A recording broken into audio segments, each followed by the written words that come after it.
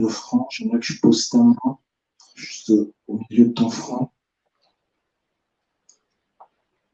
Et aujourd'hui est le jour où cette souffrance s'arrête. Aujourd'hui est le jour où cette souffrance atteint son temps d'expiration.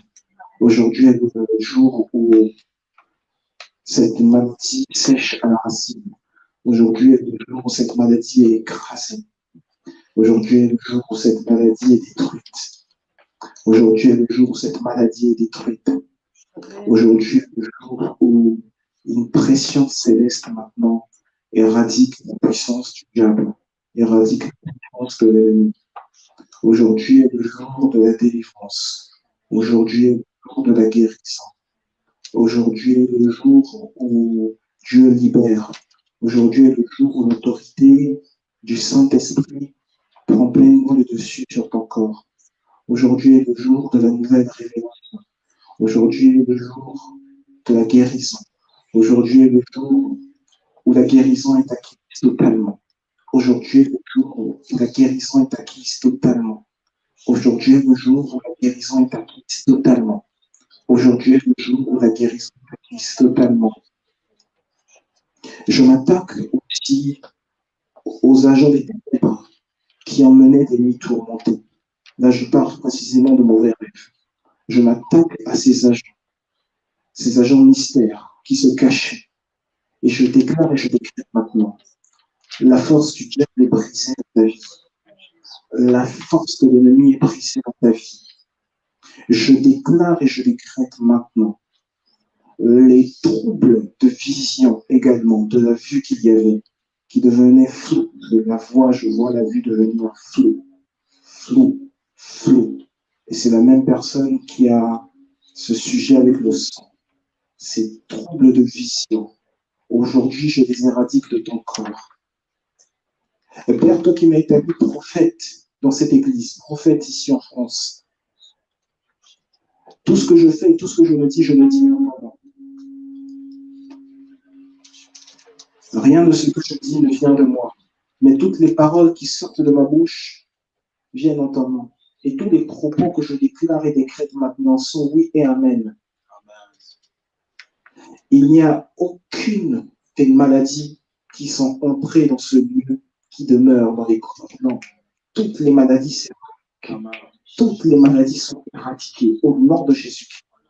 Toutes les maladies sont éradiquées. Je confesse maintenant, par l'autorité du Saint-Esprit, une guérison soudaine, une guérison soudaine, une guérison soudaine, une guérison soudaine, une guérison soudaine, une guérison soudaine, une guérison soudaine, une guérison soudaine, une guérison soudaine, une guérison soudaine, une guérison soudaine. Les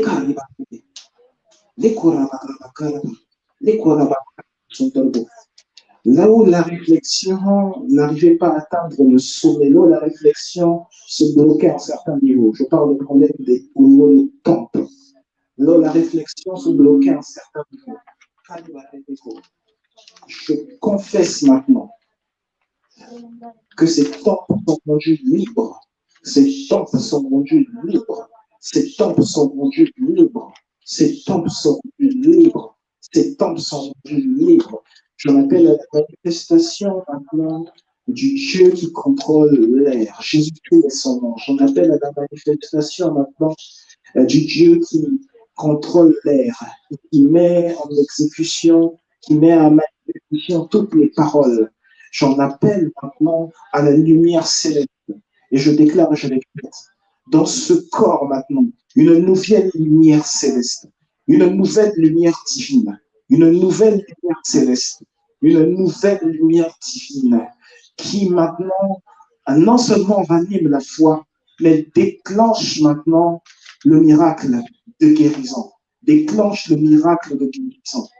C'est-à-dire qu'au niveau, c'est remonté au niveau des épaules, entre les épaules et la nuque. Je déclare et je décrète maintenant la manifestation du miracle de guérison.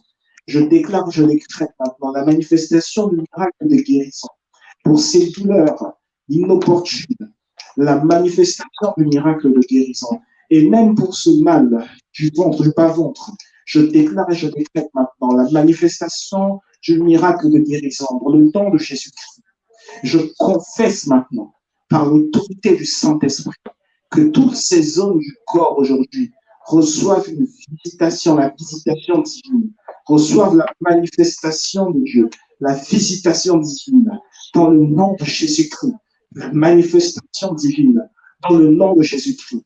Je déclare et je décrète maintenant, par la foi qui a été régie dans ce lieu, la foi, l'esprit de foi qui est auteur du miracle. Je déclare et je décrète maintenant guérison instantanée, guérison instantanée, guérison instantanée, guérison instantanée, guérison instantanée, dans le nom puissant de Jésus-Christ. Car il a rêvé,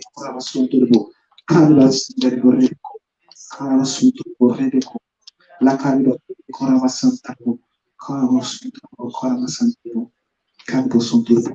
la présence de l'Esprit du Seigneur est telle qu'elle vient même, j'entends même l'Esprit de Dieu me dire qu'elle protège même les dents. Et là, je parle de la dentition. Je dis que la présence de l'Esprit du Seigneur est telle qu'elle protège même la dentition. J'entends l'Esprit du Seigneur parler même de dentition. Dentition protégée. Dentition protégée. Dentition protégée. Dentition protégée. Dentition protégée. Et j'entends encore l'Esprit du Seigneur aussi parler des oreilles. C'est bizarre, je sens plus vers la gauche, mais il y a également un sujet vers la droite. Et je tends maintenant l'Esprit du Seigneur qui est en train de parler de préservation là au niveau de ses oreilles. Préservation là au niveau de ses oreilles. Ça veut dire que tout mal qui est ressenti, tout mal administré par le diable aujourd'hui, est éradiqué maintenant de ton corps, éradiqué maintenant de ton corps, éradiqué maintenant de ton corps. C'est le lieu où les virus n'ont plus leur place. C'est le lieu où les virus n'ont plus leur place. C'est le lieu où les virus plus bagage et sans vent. C'est le lieu où les virus plus bagage et sans vent. C'est dans le nom puissant de Jésus-Christ. Ces paroles sont de simples. Et lorsque tu vas faire ton examen médical, tu vas voir une manifestation, augmentation surnaturelle des globules rouges. Tu vas voir une augmentation surnaturelle des éléments de ton corps. Une augmentation surnaturelle des éléments de ton corps. Par le souffle divin qui est répandu maintenant dans ce lieu. Par le souffle divin qui est répandu maintenant dans ce lieu. Dans le nom puissant de Jésus-Christ. Je déclare une innovation spontanée des organes, ou plutôt des cellules du corps, une augmentation spontanée des cellules du corps. C'est-à-dire que là où le stress arrivait facilement, tu te sentais tellement souvent stressé, et les battements du cœur s'empilaient. Maintenant, je déclare et je décrète. Cette influence démoniaque dans ta vie est bannie dans le nom de Jésus-Christ.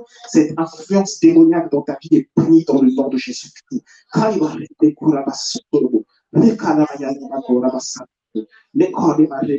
Il y a une nouvelle huile maintenant qui est en train de se répandre ici, dans cet endroit. Une nouvelle huile qui est en train de se manifester ici, dans cet endroit. Au nom puissant de Jésus-Christ, reçois maintenant cette huile, reçois maintenant cette onction, reçois maintenant cette onction qui vient dans ton corps pour manifester la guérison de Dieu. Reçois maintenant cette nouvelle onction. Dans les battements du cœur trop fréquents, le stress trop fréquent maintenant, il est éradiqué de ton corps. Là où les cellules du cerveau maintenant généraient des sources de stress, c'était au point où tu perdais tellement pied avec le réel, tellement rapidement. Là où tu pouvais être joyeuse, le stress venait annihiler complètement cette joie. Je déclare et je décrète maintenant ces cellules de stress dans ta vie, ces cellules de cette sécrétion de stress dans ton cerveau maintenant, elle est éradiquée, elle est bannie, elle est bannie, elle est bannie. Tu ne seras plus apeuré devant telle ou telle situation. Ce n'est pas la surprise qui te rendra, qui fera naître de la peur, qui générera de la peur en toi. Non, non, l'esprit de foi qui est répandu ici te donne la force d'affronter les surprises, les adversités. L'esprit de foi qui est répandu ici te donne la force d'affronter les surprises, les adversités. Et la guérison maintenant que tu acquiers, la visitation du Seigneur que tu acquiers maintenant, apporte paix, sécurité, apporte paix, sécurité, apporte paix, sécurité, dans le nom puissant de Jésus-Christ. Dans le nom de Jésus-Christ. Père, nous te rendons toute la gloire, nous te rendons tout l'honneur. Merci pour ce culte que tu nous donnes, ce culte que tu nous donnes dans ta présence. Merci d'être le roi, merci d'être notre soutien. Nous sommes en toi et nous plaçons notre foi en toi, le Dieu qui guérit, le Dieu qui délivre, le Dieu qui sauve. Merci pour ton atmosphère de guérison répandue ici. Merci pour ton onction de guérison répandue ici. Merci pour ton onction de délivrance répandue ici. Et merci pour la joie que tu donnes à chacun de tes enfants ici.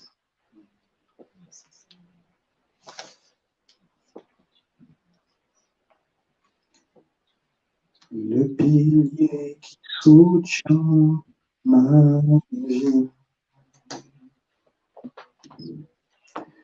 Le pilier qui soutient ma vie. Précieux, précieux, précieux Jésus, le pilier qui soutient ma vie. Précieux, précieux, précieux Jésus, le pilier qui soutient ma vie. Tu es le pilier qui soutient ma vie. Tu es le pilier qui soutient ma vie. Tu es précieux pour moi, précieux Jésus. Qui soutient ma vie. Tu es précieux pour moi, précieux Jésus, le pilier qui soutient ma vie. Tu es le pilier qui soutient ma vie. Tu es le pilier qui soutient ma vie. Tu es précieux pour moi, précieux Jésus, le pilier qui soutient ma vie. Tu es précieux pour moi, précieux Jésus, le pilier qui soutient ma vie. Jésus-Christ est le pilier qui soutient notre vie. Et aujourd'hui, alors qu'il soutient notre vie, il donne exactement sa vie, il donne exactement son être, il donne exactement ce qu'il fait qu'il soit lui, ce qu'il fait qu'il soit notre soutien. C'est pour ça que dans cet élan de foi, dans cette association avec le Saint-Esprit, nous allons déclarer et décréter ces propos, ces paroles de foi qui sont écrites là, sous vos yeux, et nous allons y aller comme un seul homme. Nous allons dire ensemble, 1, 2, 3, je suis béni, je suis prospère, je suis racheté, je suis pardonné, je suis saint, je suis entier, je suis talentueux, je suis créatif, je suis confiant, je suis sécurisé, je suis discipliné, je suis concentré, je suis préparé, je suis qualifié, je suis motivé, je suis libre, je suis déterminé, je suis équipé, je suis habilité, je suis moi, je suis accepté, je suis approuvé, je ne suis ni ordinaire ni médiocre, je suis enfant du Très-Haut, je deviendrai ce pourquoi j'ai été créé au nom de Jésus. Amen, amen, amen. Nous sommes célébrés le nom du Seigneur. Je vous prie de prendre place. Nous sommes célébrés le nom du Seigneur.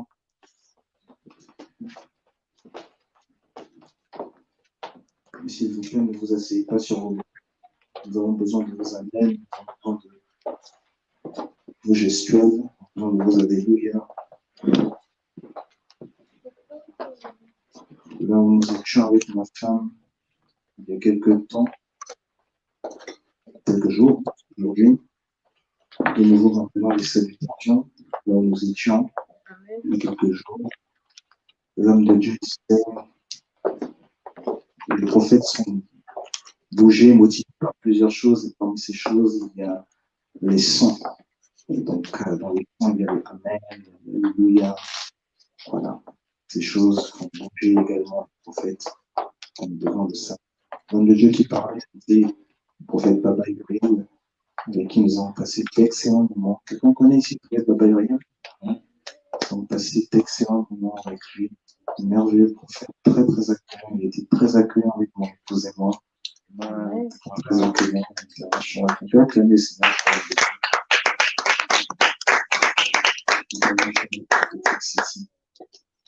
Très accueillant de Dieu. L'immortalité, l'âme face à la puissance de la mort. L'âme face à la puissance de la mort.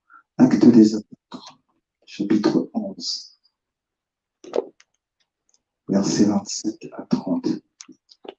Acte des Apôtres, chapitre 11, verset 27 au verset 30. Acte des Apôtres, chapitre 11, verset 27 au verset 30.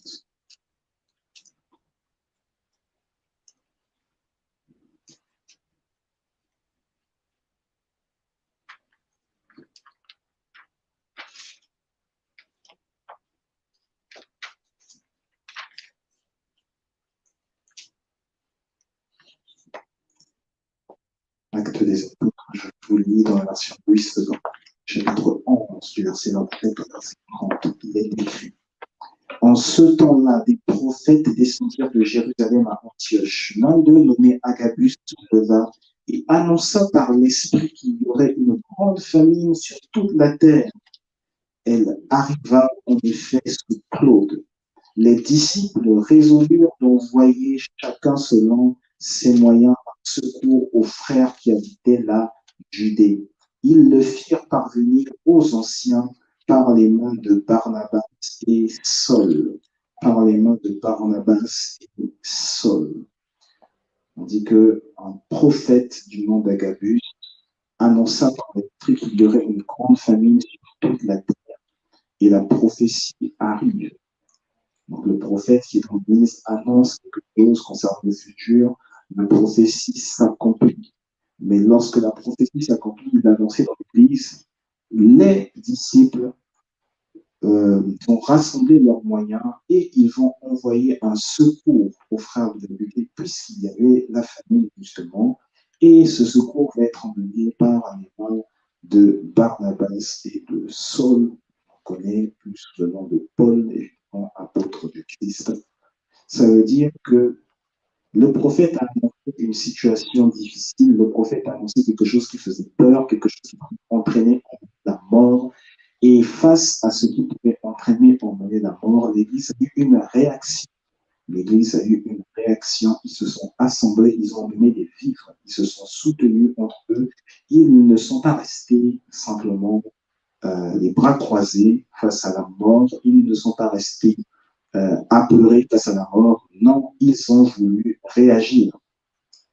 Lorsque l'on parle de l'âme face à la puissance de la mort, parler de l'âme, du moins, c'est parler des émotions, c'est parler de sensations, c'est parler de ressenti, c'est parler de choses qui peuvent effrayer, mais c'est également parler donc de réactions. S'il y a des ressentis, c'est qu'il va y avoir des réactions, quelque chose que l'on veut faire, qui est stimulé par ce ressenti, qui est stimulé par ce qui arrive en face de nous.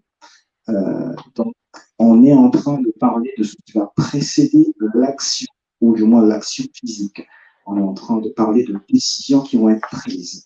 Donc, ici, dans ce texte, on voit qu'une décision a été prise par l'Église face à une situation qui pouvait faire peur. Le prophète a annoncé quelque chose qui pouvait faire peur, et ensuite, face à cela, une décision a été prise. L'Église s'est levée pour soutenir les frères qui étaient victimes de cette situation-là. Donc, on est ici aujourd'hui en train de parler de différentes situations négatives et on est en train de dire ici, ça a déjà été dit depuis le début du culte, du service, c'est que face à une situation négative, il faut un esprit de foi. Et c'est cet esprit de foi qui est synonyme, ou du moins qui va engendrer la résolution de la situation en question. Autrement dit, quand on parle d'esprit de foi, on est en train de parler de l'esprit qui dispense le don de la foi. L'esprit qui dispense le don de foi, pour être plus précis. L'esprit qui dispense le don de foi.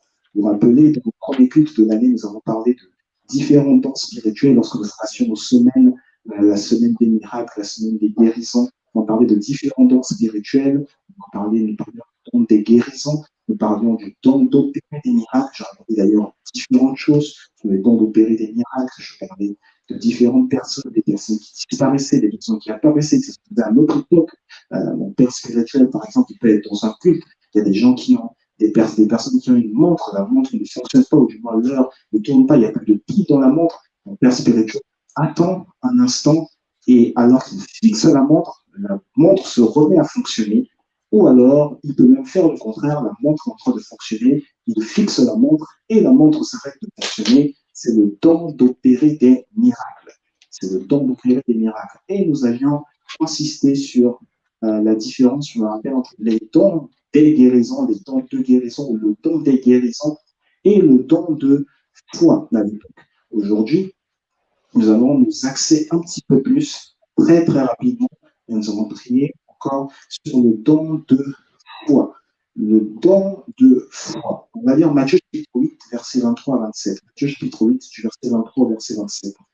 Matthieu chapitre 8, du verset 23 au verset 27. Matthieu chapitre 8, du verset 23 au verset 27. Il est écrit, dans la version 8, on est en train de parler de Jésus.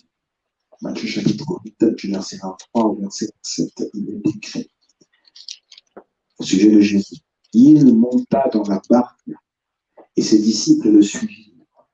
Il monta dans la barque et ses disciples le suivirent. Dans Matthieu chapitre 8, verset 23 à 27.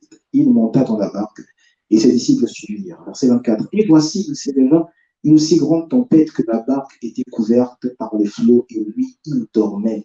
Des disciples s'étant approchés le réveillèrent et dirent, Seigneur, sauve-nous, nous périssons. Il leur dit, pourquoi avez-vous peur, gens de peu de foi? Alors il se leva, menaça les vents et la mer, et il y eut un grand calme. Ces hommes furent saisis d'étonnement. Quel est celui-ci, disait-il, à qui obéissent même les vents de la mer?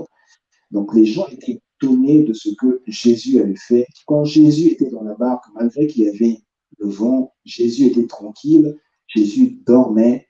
Et lorsque les disciples viennent vers Jésus et le réveillent, ils disent, Seigneur, nous sommes en train de mourir. En face à la mort, en face de la mort, leur réaction, évidemment, ils ont peur. Leur réaction, c'est de demander de l'aide. Demander de l'aide. Et la réaction de Jésus, quand ils vont demander de l'aide, la réaction de Jésus, c'est pourquoi avez-vous peur? Vous êtes des gens de peu de foi. Jésus les rondelle, Jésus les blâme alors qu'ils sont face à la mort. Ils se disent, mais nous, on peut rien faire face à la mort. Jésus dit, vous êtes des gens de peu de foi. Face à la mort, vous pouvez faire quelque chose. Et c'est quoi la réponse de Dieu? Il dit, c'est la foi que vous devez avoir. En tout cas, il est en train de parler de quelque chose de particulier. Il a dit, c'est la foi que vous devez avoir face à la mort. Et tout de suite, comme pour leur démontrer, pour accompagner ce qu'il dit d'actes, de gestes, Jésus se lève et il menace les vents et la mer. Et tout de suite, il y a une accalmie. Il menace la tempête. Tout de suite, il y a une accalmie. Je déclare et je déclare toute tempête de ta vie va subir une accalmie aujourd'hui dans le nom de Jésus-Christ. Jésus menace la tempête, il menace les vents. Jésus parle en disant, c'est la foi qui peut opérer cela. Mais on le lit comme cela, on se dit, c'est la foi. Et quand on va dans l'hébreu, la foi vient de ce que l'on entend, ou du moins de Romains, pardon, la foi vient de ce que l'on entend, ce que l'on entend vient de la parole de Christ. Donc on se dit, c'est le réma de Christ, c'est une règle, donc on se dit, ah, donc en fait, il faut acquérir la connaissance, et ensuite cette connaissance devient la révélation, et ensuite ça devient la foi.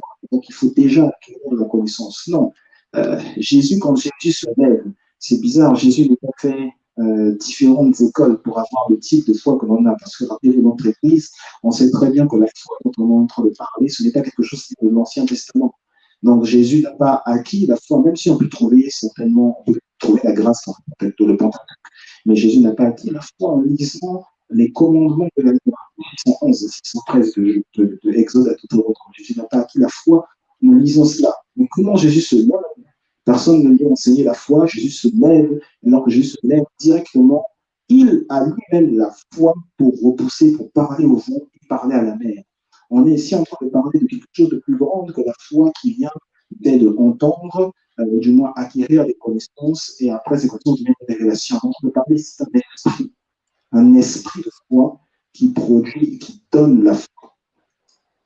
Acte chapitre 27, du verset 13 au verset 14. Acte chapitre 27, du verset 13 au verset 14. Acte des apôtres, chapitre 27, du verset 13 au verset 14. Acte des apôtres, chapitre 27, du verset 13 au verset 14. Acte des apôtres, chapitre 27, du verset 13 au verset 14. Acte des apôtres, chapitre 27, verset 13 au verset 14. Il est, dans la version 10 secondes, un léger vent du sud vint à souffler. Un léger vent du sud vint à souffler. Et se croyant maîtres de leur dessein, ils levèrent l'ancre et côtoyèrent de près l'île de Crète. Se croyant maîtres de leur destin, ils levèrent l'ancre et côtoyèrent l'île de Crète. Mais bientôt, un vent impétueux qu'on appelle Euraquilon se déchaîna sur l'île. Un vent impétueux qu'on appelle Euraquilon se déchaîna sur l'île.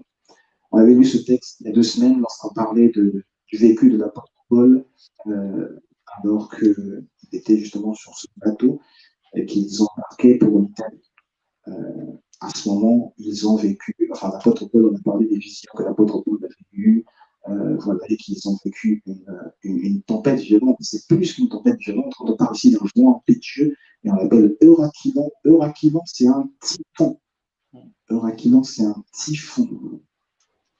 Un typhon, c'est pas juste un type de. C'est pas un vent juste qui secoue l'eau comme ça, et vous avez l'impression que les vagues sont fortes. Non, on parle d'un vent qui détruit des bateaux. Ça les détruit en pièces. C'est-à-dire que le bateau est là, et boum, il se brise. On parle de bateau, on ne parle pas juste de petites barques. Ça veut dire qu'aujourd'hui, on parle de typhon, l'équivalent lorsqu'on se rapproche des côtes, c'est un peu le tsunami. On est en train de parler de vent qui a la même force. Typhon, tsunami, Euraquilon, c'est de ce type de vent dont il s'agit. Et l'apôtre Paul, dans ce texte en tout cas, est confronté à un typhon. Il y a un vent impétueux. Et quand on lit la suite du passage, on se rend compte que, bien sûr, les passagers ont peur, mais l'apôtre Paul, lui, n'a pas peur. Évidemment, il avait recommandé de ne pas perdre, de ne pas prendre le bateau parce qu'il s'était rendu compte que l'arrivée serait avec des conséquences sur le bateau et sur les hommes. Mais face à cela, alors que les autres ont peur, l'apôtre Paul ne va pas avoir peur, parce que d'ailleurs plus tard il va dire non, le Seigneur m'est apparu et il a dit que nous allons arriver à notre destination. Il y a quand même quelque chose d'étrange par rapport à ce que nous avions dit il y a 2 semaines.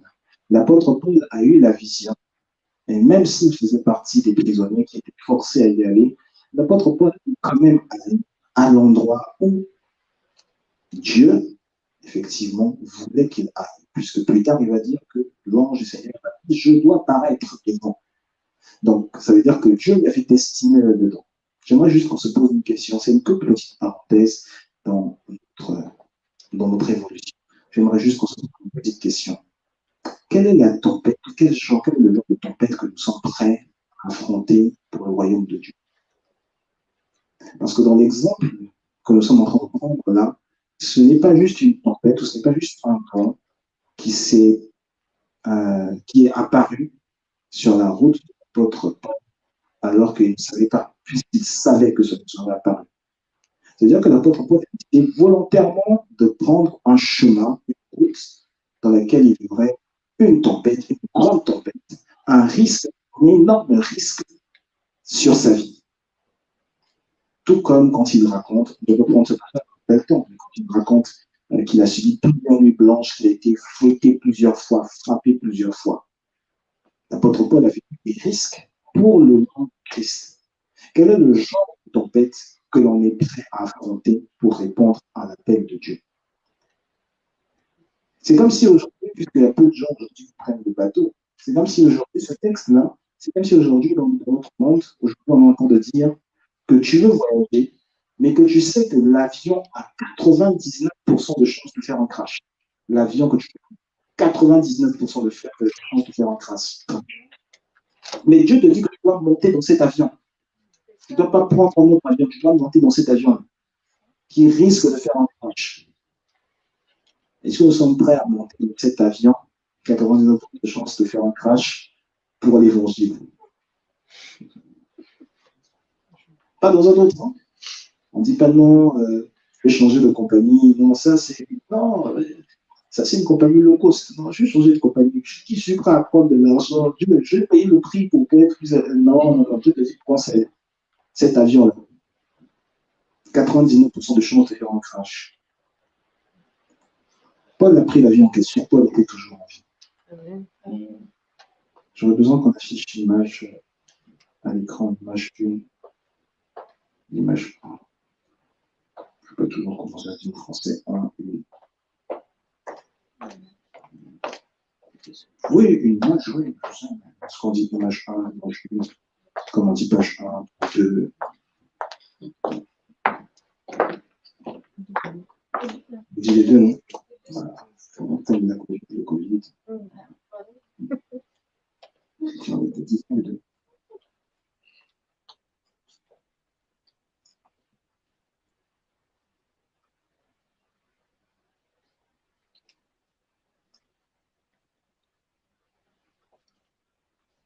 Alors, on est donc face à différentes tempêtes. Le chrétien est censé réagir face aux tempêtes. C'est ce qu'on est en train de dire. Plus le chrétien est censé aller vers les tempêtes, vers l'endroit où se trouvent les tempêtes. Ensuite, le chrétien, face aux tempêtes en question, le chrétien est censé discipliner son âme pour affronter ces différentes tempêtes. Il ne doit pas fuir des tempêtes, il doit affronter ces différentes tempêtes.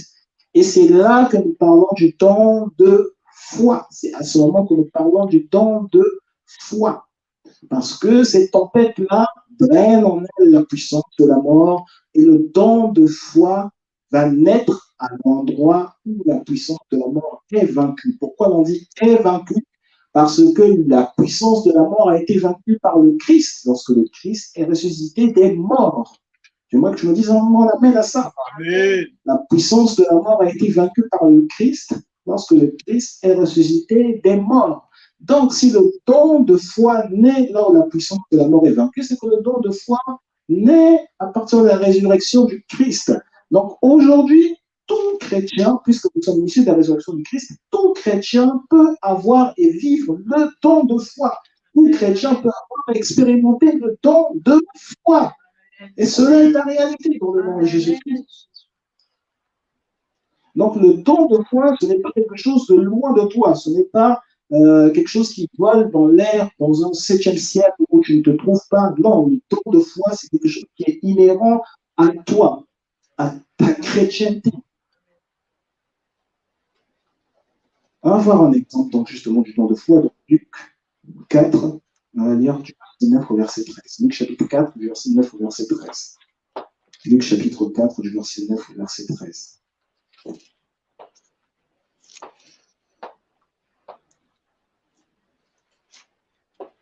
Luc chapitre 4, du verset 9 au verset 13.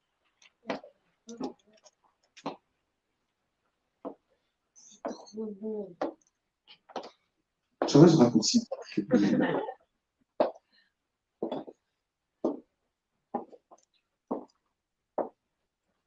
Luc chapitre 4, du verset 9 au verset 13. Il est écrit au sujet de Jésus, le diable le conduisit encore à Jérusalem, le plaça sur le haut du temple et lui dit, si tu es fils de Dieu, jette-toi d'ici en bas, car il est écrit, il donnera des ordres à ses anges à ton sujet, afin qu'ils te gardent. Et ils te porteront sur leurs mains de peur que ton pied ne heurte contre une pierre. Jésus lui répondit, il est dit. J'aimerais qu'on fasse attention à ça. Tout le temps, lorsque le diable parle à Jésus, alors que Jésus est encore jeûné, le diable lui parle sur base de « il est écrit ». Et quand Jésus répond aussi sur base de « il est écrit ». Première fois, le diable dit « il est écrit ». Jésus répond lui aussi « il est écrit ». Deuxième fois, le diable dit « il est écrit ». Jésus lui répond également, il est écrit. La troisième fois, le diable lui dit, jette-toi là, du haut de cette montagne, parce qu'il est écrit qu'il enverra des anges et ces anges vont te porter. Donc, Satan est, grosso modo, Satan est vraiment à Jésus, suicide-toi. Là, on est maintenant, on n'est plus dans la question de ah, ben, tu m'adores, je vais te donner des richesses, tu fais ça, je vais te donner ça, ordonne ce transforme mon pain, parce que voilà, c'est ça. Non, on n'est plus dans cette question. Là, on est maintenant dans la question suicide, on est dans la question de la mort. Et Jésus, face à la puissance de la mort, Jésus ne dit plus il est écrit. Jésus dit il est dit. Jésus commence à parler. Jésus dit il est dit. Satan a dit il est écrit. L'accumulation de connaissances. Jésus dit, il est dit. Jésus dit, là, c'est pas ma connaissance, ça, c'est maintenant la réalité. C'est maintenant ce qui a été inhérent en moi. Ce qui est devenu, ce qui s'est montré en moi, ce qui est le plus fort en moi. Ce que j'ai médité et qui est devenu réel en moi. Et cette chose qui est devenue réelle en moi, c'est que tu ne tenteras pas le Seigneur ton Dieu. Et verset 13, tel que Jésus lui dit ça, verset 13, après l'avoir tenté de toutes ces manières, Dieu s'éloigna de lui jusqu'à un moment favorable. Dès que Jésus lui a dit, il l'a dit, le diable s'éloigne de lui pour attendre un moment favorable. Il est dit. Donc, à partir du moment où Jésus parle, il ne cite plus les Écritures, il ne sait plus limiter à citer les Écritures, il s'est identifié lui-même. Il dit, moi, j'étais là au moment où c'était dit. Et je te le dis maintenant, je te le fais maintenant vivre. Tu ne tenteras pas le Seigneur ton Dieu. Tu ne tenteras pas le Seigneur ton Dieu. Donc, ici, en fait, qu'est-ce qui se passe là avec le don de foi? Comment le don de foi a été matérialisé? C'est parce que, d'une part, on était face à la puissance de la mort. Et en fait, ce n'est pas le courage manifesté face à la puissance de la mort qui est rendu réel, non. C'est la solution à apporter maintenant face à la puissance de la mort. C'est la solution à apporter face à la puissance de la mort. On peut remettre là. Deuxième image.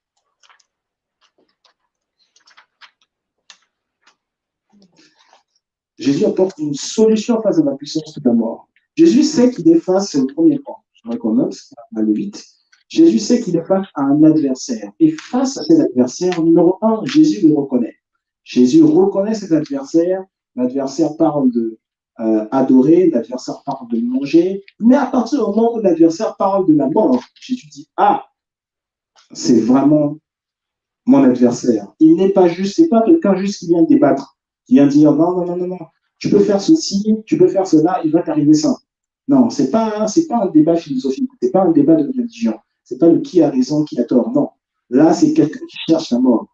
Donc le don de foi est actif, c'est la première chose. Le don de foi est actif lorsqu'on reconnaît l'adversaire. Le don de foi est actif lorsqu'on reconnaît l'adversaire. Et dans ce passage de Luc, si Satan a réussi à transférer, voilà, emmener Jésus sur deux lieux différents, je vais dire une chose que vous n'avez peut-être pas dit un jour, mais si Satan a réussi à emmener Jésus sur deux lieux différents, ça veut dire que physiquement, Satan était plus fort que Jésus. Amen. C'est tout simple. Il l'a pris, il l'a emmené. Physiquement, Satan était plus fort que Jésus. Mais par contre, Jésus lui a répondu. Donc ça veut dire que mentalement, Jésus n'était pas mené par la force de Satan. Et mentalement, Jésus était plus fort que Satan. C'est ça. Donc le don de foi, c'est le mental de l'homme qui ne flanche pas face à une situation négative. Amen. C'est cela le don de foi. Le mental de l'homme qui ne flanche pas face à une situation négative. C'est le premier point. Deuxième point, rapidement.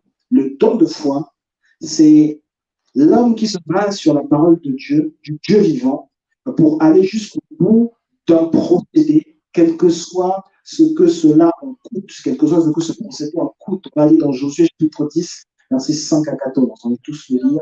Josué chapitre 10, versets 5 à 14. Josué chapitre 10, versets 5 à 14. Josué, chapitre 10, c'est facile à trouver juste après le Deutéronome. Chapitre 10, 5 à 14. Et je vais faire la version 8 secondes. Il est écrit, pour le contexte, cinq rois des Amoréens, le roi de Jérusalem, le roi d'Hébron, le roi de Jamut, le roi de Lakhis, le roi des Glands se réunirent et montèrent avec toutes leurs armées. Ils vinrent contre les brins de Gabaon et l'attaquèrent. En bref, ici, on est en train de dire l'Union européenne attaque l'île de Malte. Voilà. Les gens de Gabaon envoyèrent dire à Josué au camp de Gilgal, n'abandonne pas tes serviteurs, monte vers nous en hâte, délivre-nous, donne-nous du secours, car tous les rois des Amoréens qui habitent la montagne sont réunis contre nous. Verset 7, Josué monta de Gilgal, lui et tous les gens de guerre avec lui et tous les vaillants hommes. L'Éternel dit à Josué, ne les crains point, car je les livre entre tes mains, et aucun d'eux ne viendra devant toi. Josué arriva subitement sur eux après avoir marché toute la nuit depuis Gilgal. L'Éternel les mit en déroute devant Israël. Israël leur fit éprouver une grande défaite près de Gabaon. Que Dieu mette en déroute tous tes adversaires au nom de Jésus-Christ. Je dis que Dieu mette en déroute tous tes adversaires au nom de Jésus-Christ. Israël leur fit éprouver une grande défaite près de Gabaon et les poursuivit sur le chemin qui monte de Beth-Horon et les bâtit jusqu'à Azekah et Makeda. Comme ils fuyaient devant Israël, comme tes ennemis fuient devant toi, et qu'ils étaient à la descente de Beth-Horon, l'Éternel fit tomber sur eux de grosses pierres jusqu'à Azekah, de grosses pierres, et ils périrent. Ceux qui moururent par les pierres de grêle furent plus nombreux que ceux qui furent tués par l'épée par les enfants d'Israël. Waouh, je te rends compte, tu es en train de combattre. Toi-même, tu t'es battu, tu as obtenu ce que toi tu voulais obtenir. Tu as obtenu ton travail, tu as obtenu ton diplôme d'abord, tu t'es battu, tu as obtenu ton diplôme. Alors que tu as obtenu ton diplôme, il y a maintenant les gens qui commencent à te chercher au niveau du travail. Les entreprises commencent à te chercher au niveau du travail. Et alors qu'ils commencent à te chercher au niveau du travail, un moment on t'appelle, on te dit non, je vous appelle pour un entretien. Et alors qu'on t'appelle pour l'entretien, la personne, elle dit, bon, l'entretien, normalement, voici comment ça se passer, je vais vous poser des questions, on va voir si dans les tests, vous répondez bien. Et alors que la personne t'appelle, et finalement, tu te rends compte, toi, tu es prêt, tu te dis, elle va te poser des questions, alors que la personne t'appelle, la personne, finalement, se met, elle présente son entreprise, et alors que, au lieu de te poser des questions, tu te rends compte qu'elle commence à te dire, oui, j'ai lu votre CV, oui, je vois qu'en fait, vous pouvez faire ceci par rapport à ce que j'ai fait dans l'entreprise, nous voulons que vous fassiez cela, que vous fassiez ceci, nous voulons que vous fassiez cela, et tu te demandes, est-ce que ça vous convient? Et toi, tu dis oui. Elle dit, bon, c'est bon, maintenant vous êtes embauché. Cela est ton partage sur le nom de Jésus-Christ. Cela est ton partage sur le nom de Jésus-Christ. C'est cela le don de foi, dont nous sommes en train de parler. Et verset 12. Alors Josué parla à l'Éternel, le jour où l'Éternel livra les Amoréens aux enfants d'Israël. Et il dit en présence d'Israël, Soleil, arrête-toi sur Gabaon, et toi, lune sur la vallée d'Achalon. Et le ciel s'arrêta, et la lune suspendit sa course, jusqu'à ce que la nation ait tiré vengeance de ses ennemis. Cela n'est-il pas écrit dans le livre du juste? Le soleil s'arrêta au milieu du ciel et ne se hâta point de se coucher presque tout un jour. Il n'y a point eu de jour comme celui-ci, ni avant, ni après, où l'Éternel ait écouté la voix d'un homme, car l'Éternel combattait pour Israël. Je vous annonce que ce dernier verset que nous venons de lire de la Bible, ça s'arrête aujourd'hui. Aujourd'hui, c'est le jour où l'Éternel écoute ta voix parce que Dieu combat pour toi.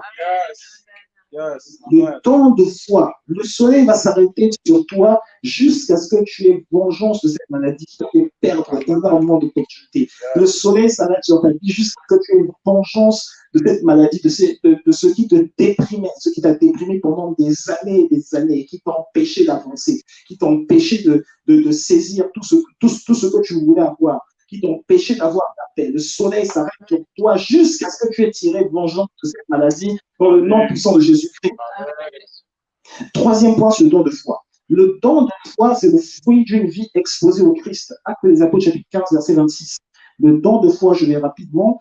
Actes des Apôtres, chapitre 15, verset 26. Le don de foi, c'est le fruit d'une vie exposée au Christ. C'est ce que nous disons d'ailleurs dans notre formation sur les fondamentaux de la vie chrétienne. Il est écrit dans Actes des Apôtres, chapitre 15, verset 26. Vous pouvez prendre en référence. Ces hommes qui ont exposé leur vie pour le nom de notre Seigneur Jésus-Christ. Ces hommes qui ont exposé leur vie pour le nom du Seigneur Jésus-Christ. Le mot exposé en grec, c'est le mot paradidomie. Paradidomie. Paradidomie. Paradidomie. P-A-R-A-D-I-D-O-M-I. Paradidomie. Paradidomie. On parle ici de mettre dans les mains d'un autre. Mettre dans les mains d'un autre. Mettre dans les mains d'un autre. On est en train de parler dans ce verset d'une vie profonde avec Dieu. Une vie qui est expérimentée dans le plus profond, ou plutôt je vais le dire d'une autre manière, dans le plus hasardeux des hasards.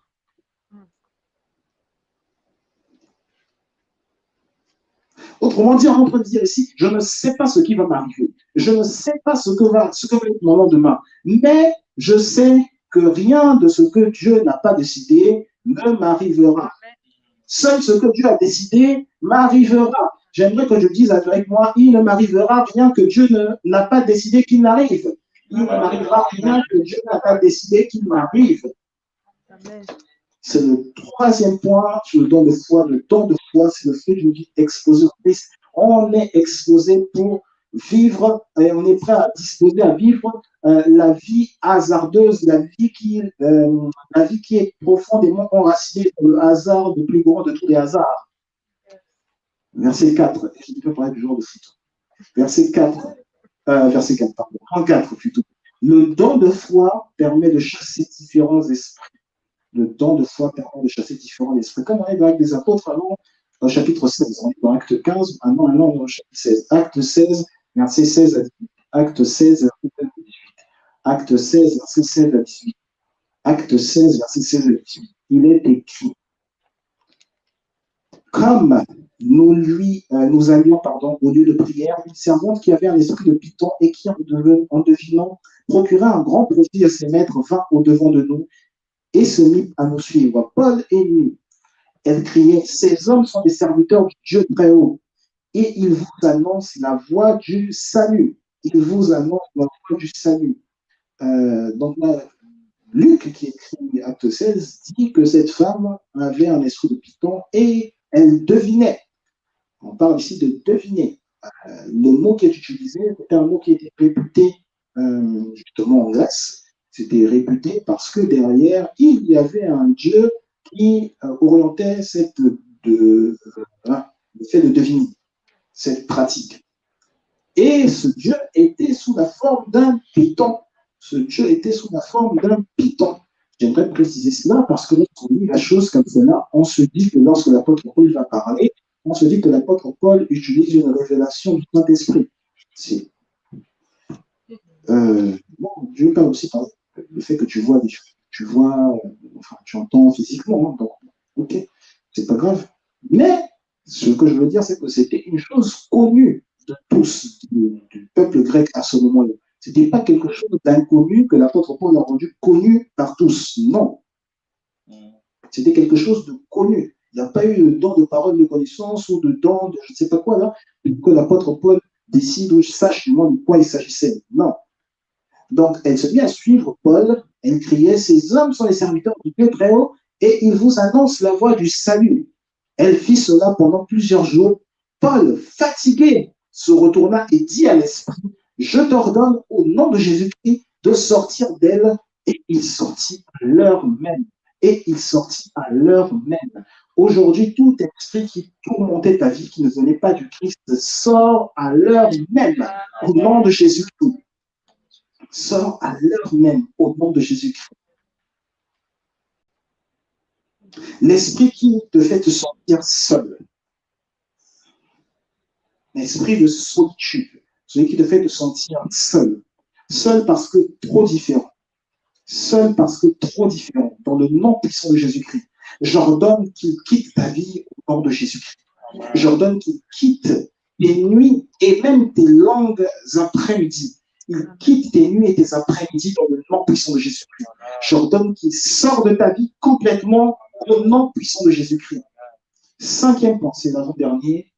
Le don de foi s'exprime au travers de la vie éternelle. Le don de foi s'exprime au travers de la vie éternelle. Le don de foi s'exprime au travers de la vie éternelle. On peut passer juste à oui, c'est bon. Le don de foi, c'est au travers de vie éternelle. On prend Jean chapitre 20, verset 30 à 31. Jean chapitre 20, verset 30 à 31. Jean chapitre 20, verset 30 à 31. Jean chapitre 20, verset 30 à 31. Il est écrit, dans 8 secondes, Jésus a fait encore en présence de ses disciples beaucoup d'autres miracles qui ne sont pas écrits dans ce livre. Verset 31. Mais ces choses ont été écrites afin que vous croyiez que Jésus est le Christ, le Fils de Dieu, et qu'en croyant, vous ayez la vie en son nom. Vous ayez la vie en son nom. Quand on lit cela, on comprend qu'il y a des choses qui sont cachées, qui ne sont pas révélées, mais on a écrit le strict nécessaire pour que l'on croie et que l'on ait la vie en son nom. Allons au chapitre 21, verset 25. Chapitre 20, Jean, chapitre 21, verset 25. Chapitre 21, verset 25. Il est écrit, Jésus a fait encore beaucoup d'autres choses. Si on les écrivait en détail, je ne pense pas que le monde même puisse contenir les livres qu'on écrirait. Je ne pense pas que le monde même puisse contenir les livres qu'on écrirait. Le monde, ici en grec, c'est le mot cosmos. K-O-S-M-O-S. Cosmos. K-O-M-O-S. Cosmos. Donc, ça fait référence à l'espace, le monde, cosmos. Ça fait référence à l'espace. Mais voilà, l'espace, donc les questions, du mot en grec, va se confondre, puisqu'on parle ici du grec ancien, va se confondre entre l'univers, tous les univers, et l'espace habitable, l'espace qu'il peut y avoir là entre moi, le pupitre, l'espace qu'il peut y avoir entre vous, une ou deux personnes. On n'est pas en train de parler simplement du vide, de ce qui se trouve entre deux planètes. Non, on est également en train de parler d'un espace tel qu'un endroit où il y a entre deux objets, un endroit où il y a l'oxygène terrestre qui est respirable et qui est respiré. Et l'espace, donc le monde cosmos, le mot cosmos du monde tire son origine du mot choréo, qui parle d'espace. Choréo, ça veut dire C-H-O-R-E-O. C-H-O-R-E-O. Choréo, ça vient de Chora, qui parle de région, qui parle de pays, qui fait donc référence à des mentalités, à des pensées. Région, pays, qui fait référence à des mentalités, à des pensées. Donc, on est ici en train de parler de culture, d'espace. Ce verset est en train de parler de culture différente. Ce verset est en train de parler de mentalités différentes. Ce verset est en train de parler d'habitudes différentes, d'états de pensée différentes. Donc, ici, dans ce verset 25, où nous lisons, on dit que le monde ne pourrait pas contenir les livres que l'on écrirait, on n'est pas en train de parler forcément d'espace physique. On est en train de parler de mentalités différentes. L'apôtre Jean est en train de dire ici, je ne pense pas que vous arriverez à croire à ce que Jésus a fait. Je ne pense pas que vous auriez le temps de foi qui est requis et que nous avons eu pour croire en ce que Jésus a fait. Si j'écrivais ces choses-là, ça vous paraîtrait tellement bizarre que la mentalité que vous avez ne pourrait pas accepter ce que Jésus a fait. Je suis donc en train de dire ici qu'aujourd'hui, ici, tu vas vivre des choses tellement bizarres que tout le monde, les gens ne vont pas comprendre. Ils vont se dire, c'est pas normal. C'est pas normal. On est ici, quand on parle du temps de foi, on parle de miracles bizarres, de choses vraiment bizarres qu'on n'a jamais vues nulle part ailleurs. C'est ça que tu vas vivre. C'est ça que tu es venu expérimenter. Dernier point, on termine par là. Le temps de foi vient du Fils. Le don de foi vient du Fils. Le don de foi vient du Fils. Le don de foi vient du Fils. Jean 10, 10. Le don de foi vient du Fils. Le don de foi vient du Fils. Jean chapitre 10, verset 10, il est écrit, le voleur ne vient que pour dérober, égorger et détruire. Moi, le Fils, je suis venu afin que les brebis aient la vie et qu'elles soient dans l'abondance. Je déclare que tu es dans l'abondance. Yes. Le Fils transporte la vie. Le Fils transporte la vie. Et le Fils est dans le plan de Dieu pour le rachat de l'humanité. C'est-à-dire que le Fils qui transporte la vie, si le Fils transporte la vie, le Fils transporte la foi, et le Fils lui-même est la représentation de l'Esprit de Dieu. Donc le Fils mène plutôt vers le don de foi. Le Fils mène vers le don de foi. Celui qui transporte la vie Cette vie en abondance, cette vie éternelle, mène vers le don de la foi. 1 Jean chapitre 5, verset 9 à 13. 1 Jean chapitre 5, verset 9 à 13. 1 Jean chapitre 5, verset 9 à 13. 1 Jean chapitre 5, verset 9 à 13. 1 Jean chapitre 5, verset 9 à 13. Je vais lire dans la version Louis II, 1 Jean chapitre 5, verset 9 à 13. Il est écrit, si nous recevons le témoignage des hommes, le témoignage de Dieu est plus grand, car le témoignage de Dieu consiste en ce qu'il a rendu témoignage à son Fils. Celui qui croit au Fils de Dieu a ce témoignage en lui-même. Celui qui ne croit pas, Dieu le fait menteur, puisqu'il ne croit pas au témoignage que Dieu a rendu à son Fils. Celui qui croit au Fils de Dieu a ce témoignage en lui-même. Je reprends. Celui qui croit au Fils de Dieu a ce témoignage en lui-même. Celui qui ne croit pas, Dieu le fait menteur, puisqu'il ne croit pas au témoignage que Dieu a rendu à son Fils. Et voici ce témoignage, que Dieu nous a donné la vie éternelle et que cette vie est dans son Fils. Celui qui a le Fils a la vie.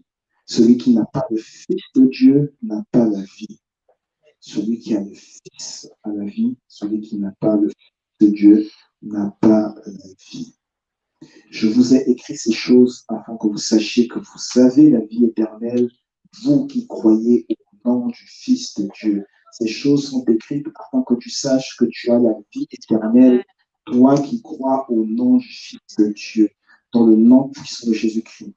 Je déclare et je décrète maintenant, cette tout qui venait de commencer, cette tout qui venait de commencer, je déclare et je décrète maintenant qu'elle prend fin au nom de Jésus-Christ. Je déclare et je décrète qu'elle prend fin au nom de Jésus-Christ. Je déclare et je décrète que la puissance de Dieu maintenant éradique les mauvaises sensations. Et là, au niveau de la gorge, la puissance de Dieu les éradique au nom de Jésus. Je déclare et je décrète la libération dans les poumons, libération dans les artères, libération dans les poumons, libération dans les artères, dans le nom de Jésus-Christ. On va se lever, on va prendre la Sainte Seine. Si on dit de prendre la Sainte Seine, on va prendre la Sainte Seine. Là.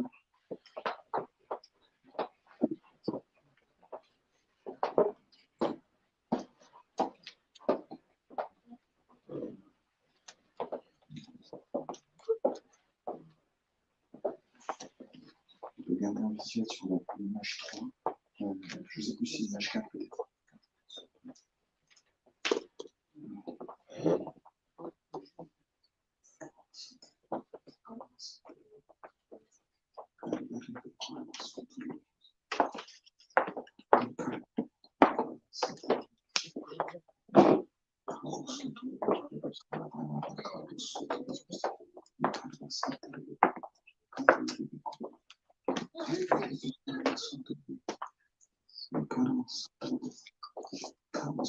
Celui qui a le Fils a la vie.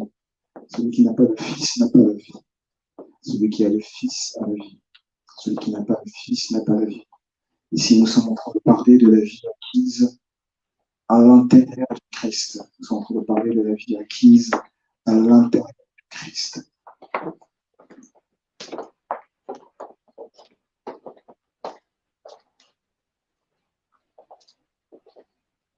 Alors que nous allons prendre le corps du Christ, Dieu va guérir là le problème, je vois 2 points. Dieu guérit le problème d'asthme,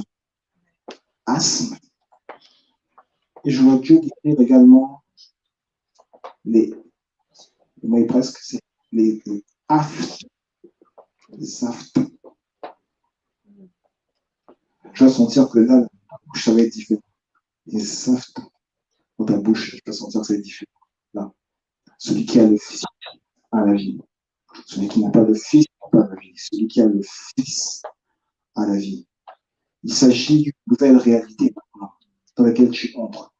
La réalité du Fils, la réalité de celui qui démontre sa guérison, le Fils qui transmet l'auteur de la manifestation de l'esprit de guérison. C'est le Fils. Et alors que tu es en train de partager avec moi, prendre avec moi le corps du Christ manifeste l'état de santé du Fils, l'état de santé du Christ. Et cet état de santé maintenant est ressenti dans ta vie. Il est rendu palpable dans ta vie au nom de Jésus. Cet état de santé maintenant te délivre de mauvaises sensations, délivre des essoufflements, délivre du souffle court, délivre du souffle court.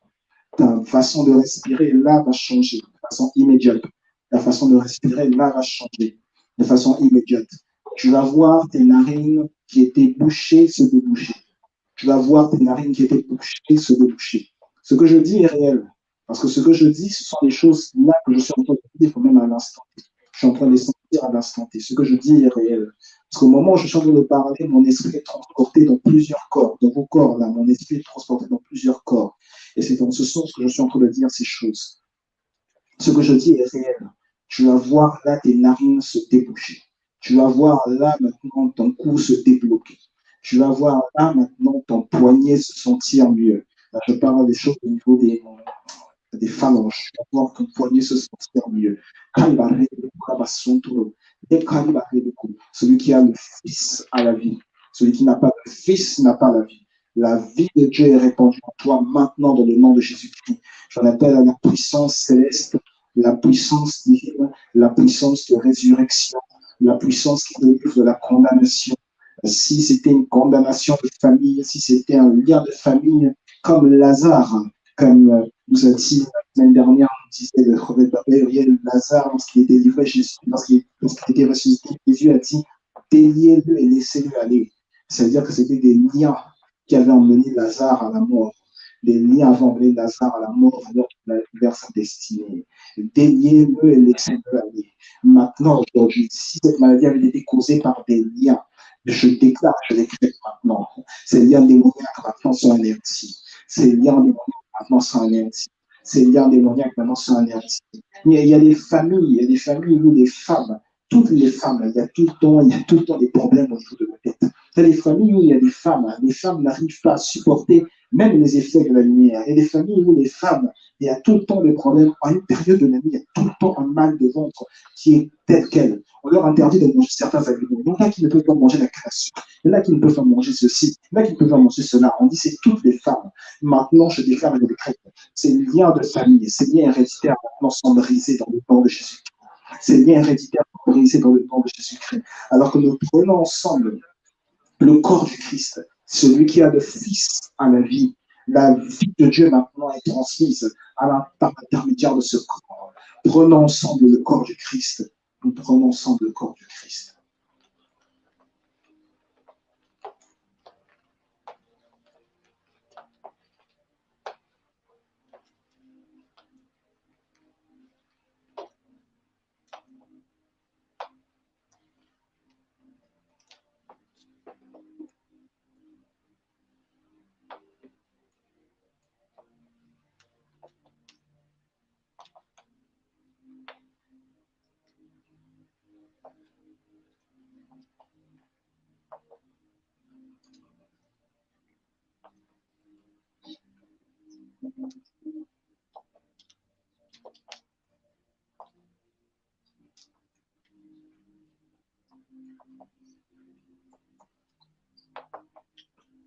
Ça monte au niveau des yeux, ça monte au niveau des tympans, ça monte même au niveau des cheveux.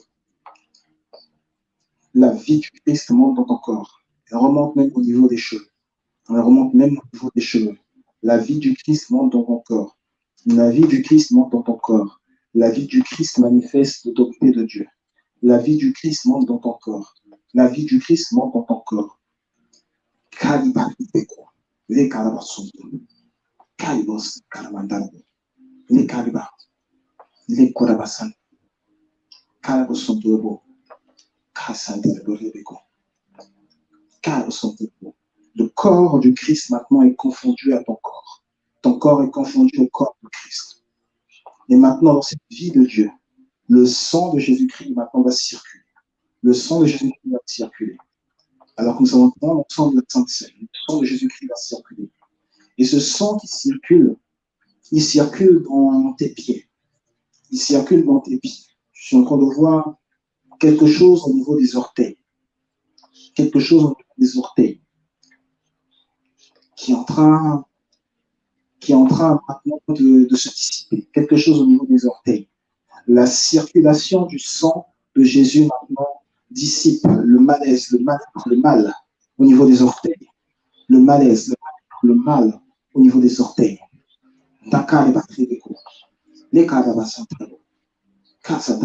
Tu ne boiteras plus. Ce problème à la jambe, c'est fini. Tu ne boiteras plus. Ce problème à la jambe, c'est fini. Tu ne boiteras plus. Tu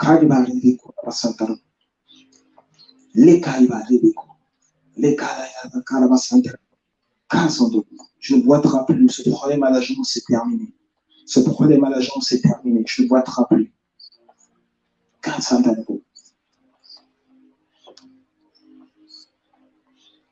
Et ce sang également pour signe, c'est Dieu qui vient de me parler là, ce sang qui est également pour signe maintenant un renouveau de l'intellect. Nouvelle marque de l'intellect, un renouveau de l'intellect. Un renouveau de l'intellect. Crois-moi, je te le dis, mais le fait que tu avais si souvent mal à la tête, n'était pas dû, ça ne se justifiait pas par le fait que tu dormais moins ou peu, non.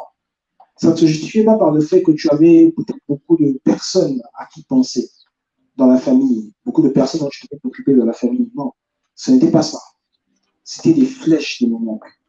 C'était des flèches démoniaques qui étaient assénées contre ton intelligence et assénées contre l'intelligence également de tes enfants. Dans le nom de Jésus-Christ. Maintenant, ce mal se dissipe. Maintenant, ce mal se dissipe. Cette limitation se dissipe. Cette limitation se dissipe. Cette limitation se dissipe.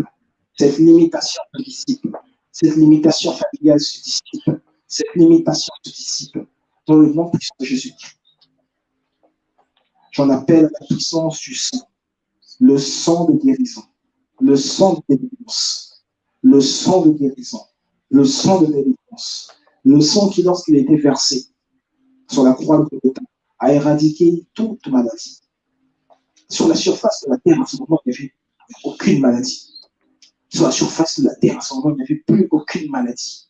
Le sang de Jésus-Christ éradique de ton corps toute maladie. Le sang de Jésus-Christ éradique de ton corps toute maladie. Toute maladie. Toute maladie. Toute maladie. Toute maladie. Au moment où tu vas boire, tu vas prendre cette Sainte Seine. Au même moment, je vois également des choses se passer au niveau dans la mâchoire. Au même instant, il y a de nouvelles cellules qui se forment. Les cellules de guérison. Les cellules de guérison. Les cellules de la paix. Les cellules de guérison. Les cellules de la paix. Les cellules de guérison. Les cellules de la paix. Les cellules de guérison. Les cellules de la paix. Une certitude maintenant s'installe dans ta tête, dans ton cerveau, concernant ta réflexion, dans ton cerveau, concernant tes agissements, concernant tes actions, dans le nom puissant de Jésus-Christ. Prononce la sainte, le sang de Christ.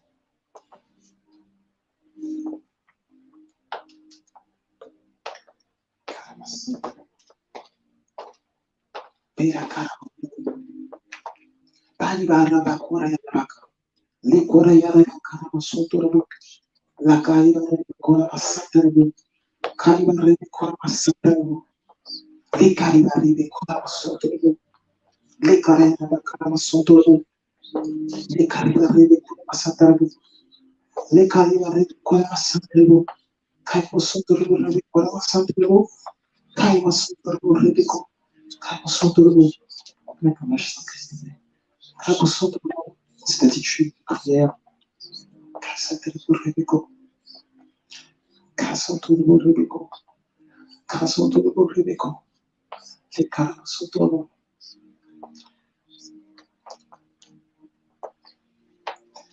Dans la révélation du Seigneur Jésus, de l'apôtre Jean, à un moment de livre d'Apocalypse, Jésus s'adresse à l'Église et il dit ce que j'ai en horreur contre toi, c'est que tu as été pour, tu as favorisé les œuvres des Nicolaïtes. Des Nicolaïtes. Et il poursuit au verset 14 en disant que ces Nicolaïtes incitaient à suivre la doctrine de Balaam, un prophète de l'Ancien Testament, la doctrine de Balaam. Et dans cette doctrine, Balaam enseignait au peuple d'Israël à non seulement aimer des femmes étrangères, mais aussi à manger des viandes sacrifiées qui avaient été sacrifiées aux idoles.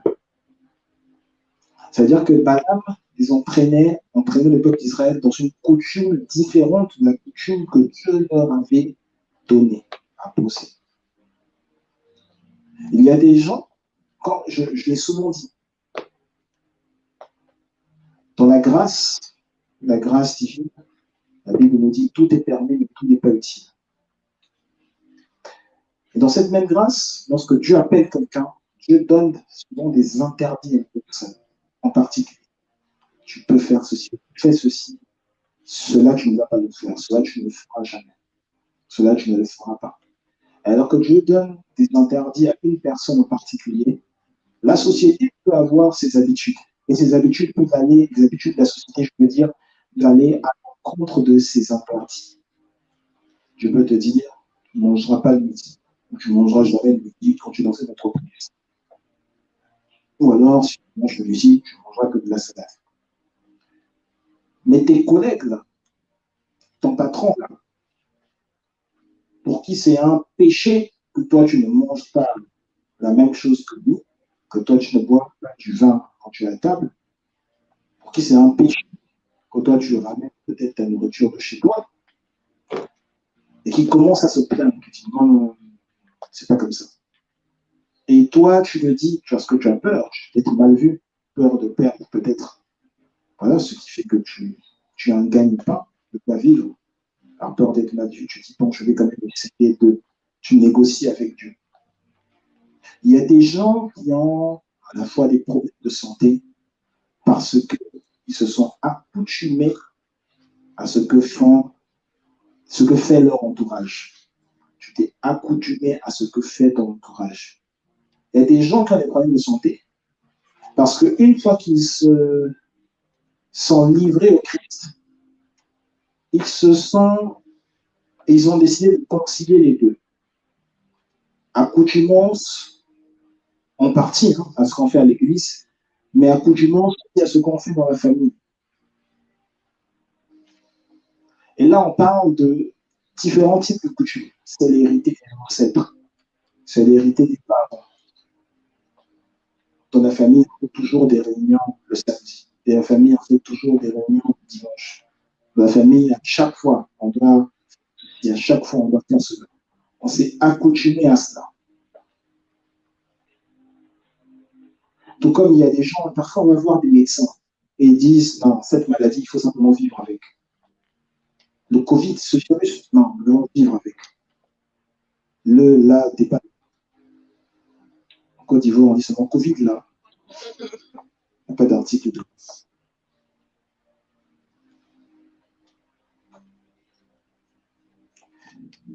Donc, il y a des médecins qui disent, cette maladie, il faut vivre avec.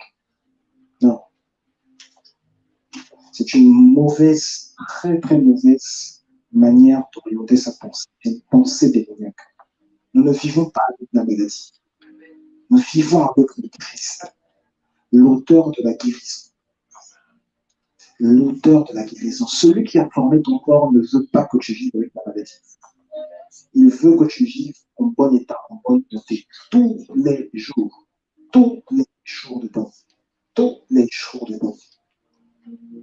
Tous les jours de ta vie. Sans aucune exception. Sans aucune exception. D'autres, il y a des gens du monde qui sont aussi tellement guidés par les pulsions de leur âme, tellement guidés par les sensations qu'ils peuvent avoir, qui peuvent potentiellement leur faire du bien dans leur âme, tellement guidés par cela, ces choses. Ils acquièrent tout ce qu'ils veulent acquérir. Ils se déplacent, ils vont partout, ils doivent se déplacer. Ils consomment, ils mangent là où ils veulent manger. Parce que l'âme te dit, va dans tel restaurant, va à tel endroit, fais ceci, fais cela. Et ces pulsions de l'âme te guident, et quand ces pulsions de l'âme te guident, tu as tellement envie de rester là-dedans parce que tu te dis c'est tellement bon. Ce péché, bon, sinon il n'y aurait personne qui pêcherait. Péché a bon goût.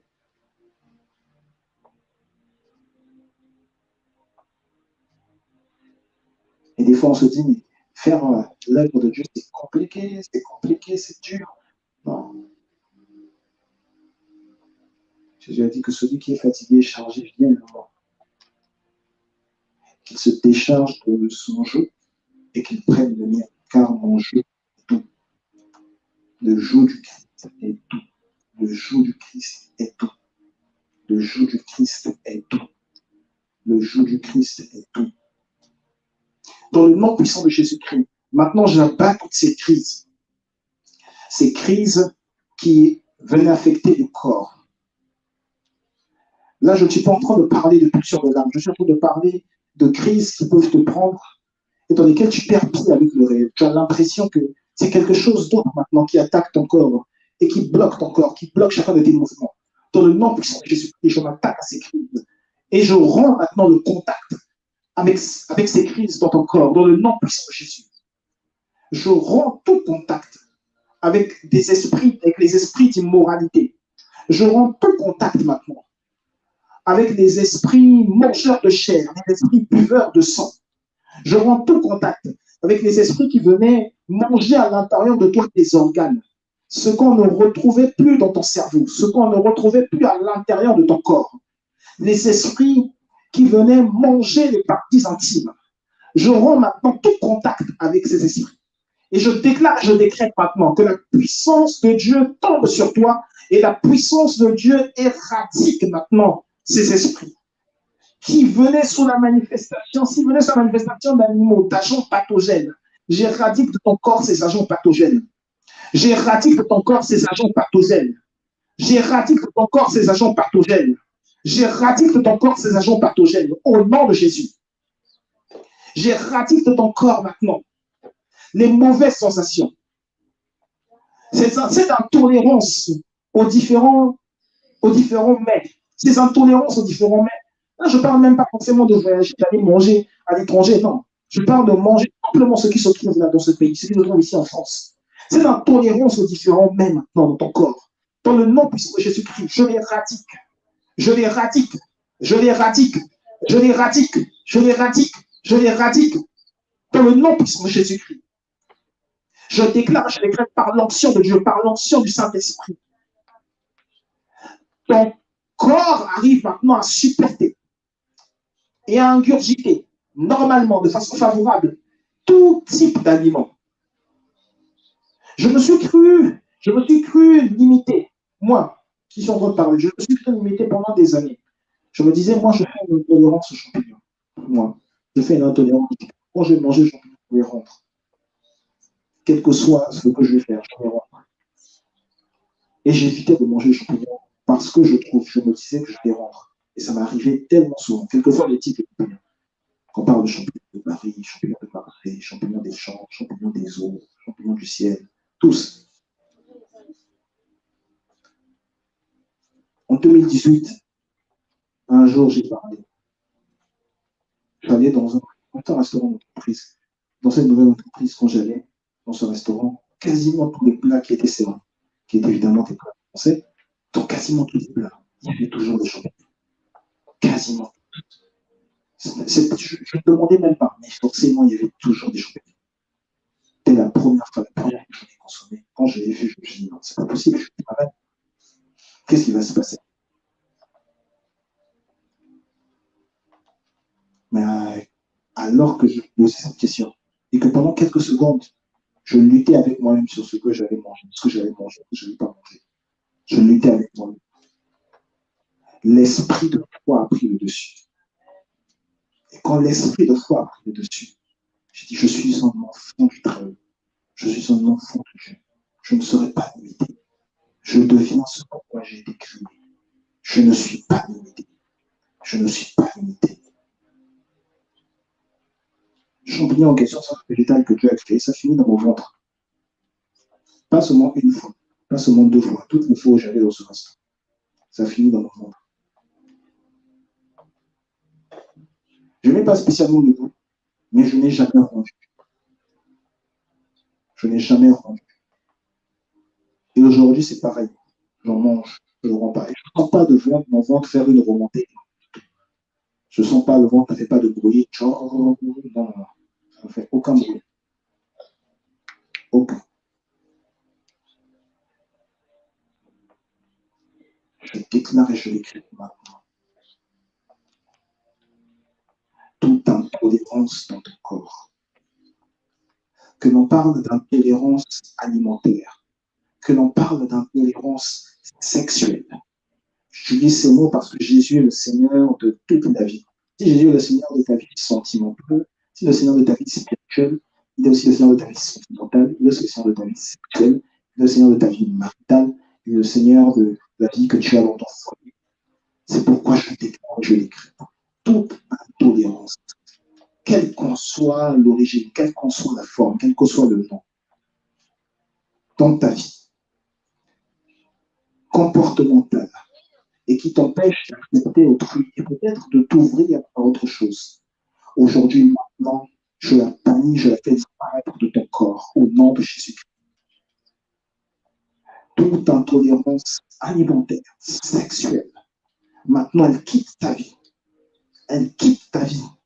Elle quitte ta vie. Elle quitte ta vie au nom de Jésus-Christ. Tout mal ressenti au moment où tu allais aux toilettes, ça concerne des urines, ça concerne le fait de délivrer également, voilà, simplement, quand tu vas te libérer, comme on peut dire dans certains endroits. Je déclare, je l'écris. Tout mal ressenti à ce moment où tu es aux toilettes, aujourd'hui, date de ta vie, dans le nom puissant de Jésus-Christ. Je confesse maintenant un nouveau transit intestinal, un tout nouveau transit intestinal. Ton organisme est changé maintenant. Ton organisme est changé maintenant. Ton organisme est changé maintenant, dans le nom puissant de Jésus-Christ. Je confesse maintenant une nouvelle élévation de l'organisme. Tu es sorti, tu sors des régions inférieures. Jésus dit notre Père qui est aux cieux. Il n'a pas dit notre Père qui est sous la terre. Tu sors des régions inférieures. Tu sors des régions inférieures. Et parce que tu vis dans les régions supérieures, je déclare, je décrète, plus de crise, plus de crise, plus de crise, plus de crise, plus de crise, plus de crise, plus de crise, plus de crise, plus de crise. Ton mental est libéré. Ton mental est libéré. Ton mental est libéré. Au nom puissant de Jésus-Christ. Plus de crise. Plus de crise. Plus de crise. Au nom puissant de Jésus-Christ. Les Kalibarebekou, la Basanta, les Kalibarebekou, les Kalibarebekou, la Basanta, les Kalibarebekou, la Manda, les Kalabasoto, les Kalabarebekou, la Basanta, les Kalabasoto, Kaisoto. Maintenant, tu saisis ce nouvel arbre de vie. Maintenant, tu saisis ce nouvel arbre de vie. L'arbre de vie qui donne maintenant la vie de Dieu. Tu saisis ce nouvel arbre de vie et tu manges les fruits de l'arbre de vie. Tu manges les fruits de l'arbre de vie. Tu manges les fruits de l'arbre de vie. Tu manges les fruits de l'arbre de vie. L'arbre de vie qui donne la paix. L'arbre de vie qui donne la paix. L'arbre de vie qui apporte la restauration. L'arbre de vie qui manifeste la bonne santé. L'arbre de vie qui donne la paix. Tu manges les fruits de l'arbre de vie dans le nom puissant de Jésus-Christ. Les mauvaises sensations au niveau du nez maintenant sont anéanties. Tu respires bien et tu vas sentir les odeurs. Tu respires bien et tu vas sentir les odeurs. Tu respires bien et tu vas sentir les odeurs. J'en appelle au goût maintenant. La manifestation maintenant du goût. Le goût perdu. La manifestation du goût maintenant. Non seulement tu respires bien, et non seulement tu manges, mais quand tu goûtes, tu apprécies les saveurs. Tu goûtes et tu apprécies les saveurs. Cela est ton partage au nom de Jésus-Christ. Cela est ton partage au nom de Jésus-Christ. Cela est ton partage au nom de Jésus-Christ. Dans le nom de Jésus-Christ. Père, nous te rendons toute la gloire, nous te rendons tout l'honneur. Merci d'être là, merci d'être au milieu de nous, merci de ta présence. Merci de vivifier les corps. Merci de vivifier les corps. Je vois surtout vraiment une grande présence de Dieu là au niveau de la tête. Une grande présence de Dieu là au niveau de la tête. Et ça concerne beaucoup de gens ici. Ça concerne beaucoup de gens ici. Ça concerne beaucoup de gens ici. Je la vois sur les deux sœurs sur ma gauche, mais je la vois également plus vers le fond de la salle. Je vois vraiment une grande présence de Dieu au niveau de la tête. Une très grande présence de Dieu au niveau de la tête. Et je remercie le Seigneur pour cette visitation. Je remercie le Seigneur pour cette visitation, ce symbole de guérison que nous avons, ce symbole de guérison que nous avons, dans le nom puissant de Jésus-Christ. Seigneur, nous te rendons toute la gloire, nous te rendons tout l'honneur. Merci d'être là au milieu de nous. Merci d'être le Dieu puissant et fort, alors que, Seigneur, nous t'aimons. Et par cet amour, Seigneur, nous avons tout autrement ce qui te revient, le droit, nous te donnons dîmes, offrandes qui te reviennent. C'est offrande sur les actions de grâce pour ce que tu as fait. Ces dîmes, c'est le fruit de notre reconnaissance. C'est le fruit du fait que nous t'appartenons, le symbole que nous t'appartenons et que nous savons que tout ce qui est à nous est à toi. Daigne-tu avoir toute la place, l'honneur et toute la présence dans le nom puissant de Jésus-Christ dans ces prières. Amen. Amen. Amen.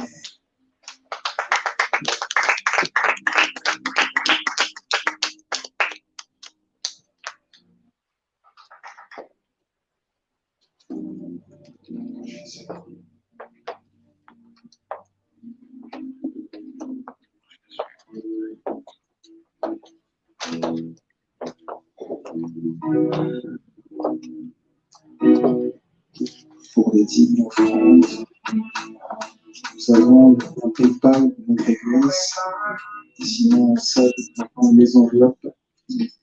Ma vie tout entière est le fruit de ta grâce. Envers moi, rien ne me prédestinait à ce que tu as fait de moi. Tu as bouleversé les pronostics de mes ennemis. Oh, yeah. Tu m'as choisi. Oui. Tu m'as choisi. Yeah. Tu m'as choisi. Aïe, oh, tu m'as choisi. Depuis le ventre de ma mère, mon Dieu m'a choisi. Ah, jamais. Tu m'as choisi. Tu m'as choisi. Tu m'as choisi. Tu n'as pas consulté les hommes pour le faire, mon Dieu m'a choisi. Mon statut a changé. Mon statut a changé. Oh, oui, l'Éternel m'a choisi. Le débat m'a vomi. À la table du roi, je suis assis. J'avais la paix, si oh merci. L'Éternel m'a choisi. Le débat m'a vomi. À la table du roi, je suis assis. J'avais la paix, si oh merci. La paix, si ma todo. La pauvreté, la paix, si ma todo. Reconnaissant la nyoso na zanango.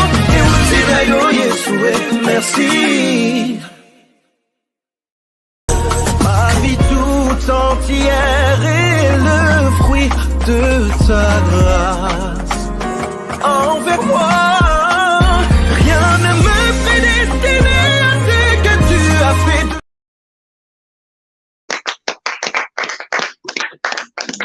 de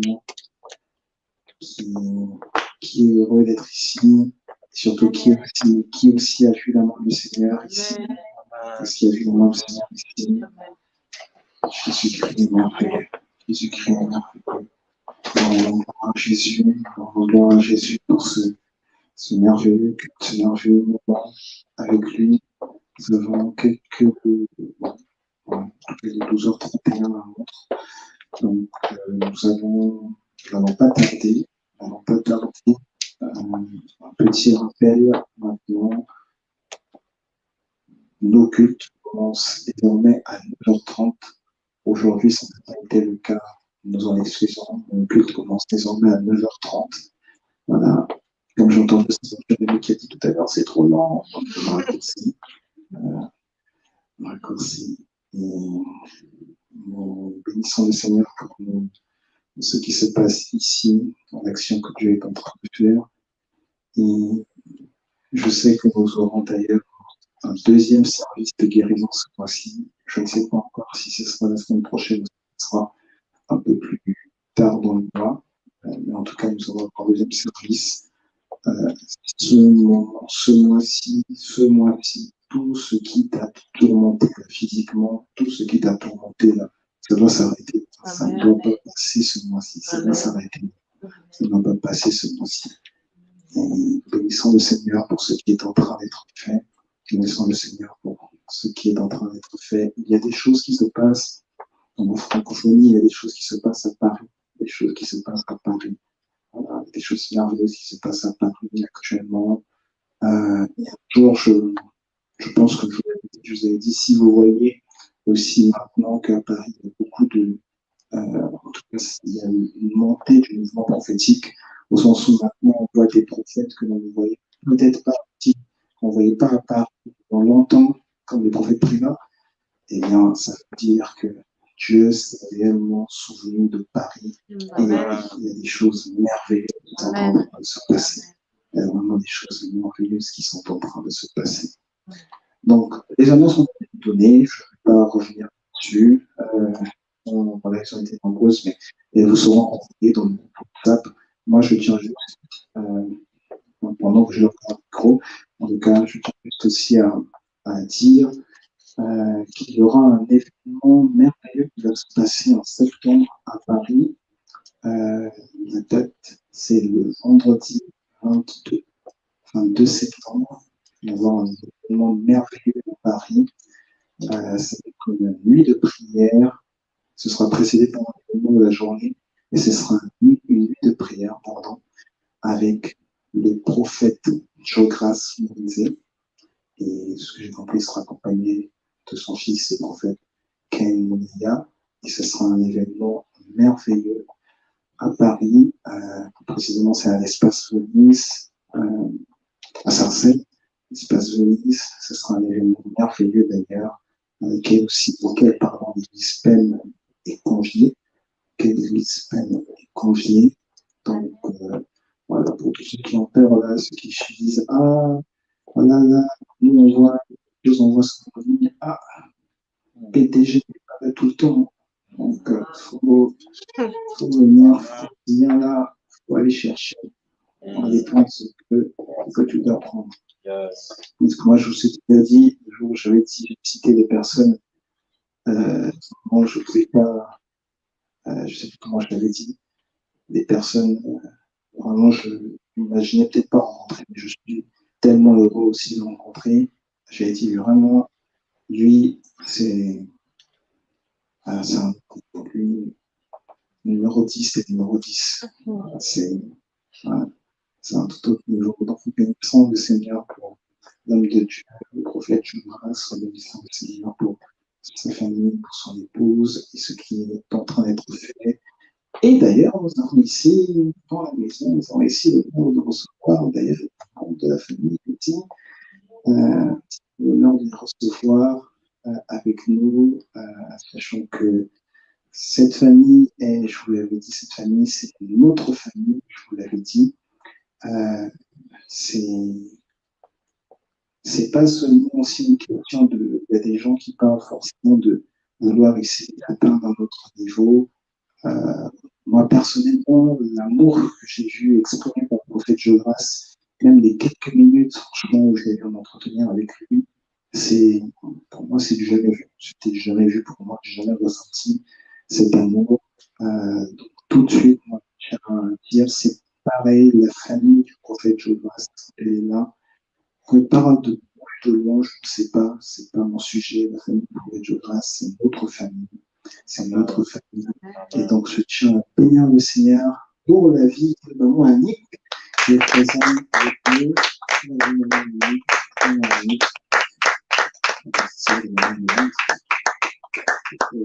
tiens à bénir le Seigneur pour cela, pour sa vie, pour ses enfants qui sont là aussi. Et nous rendons gloire à Dieu. Merci d'être là, merci d'être venu à la maison. À la maison.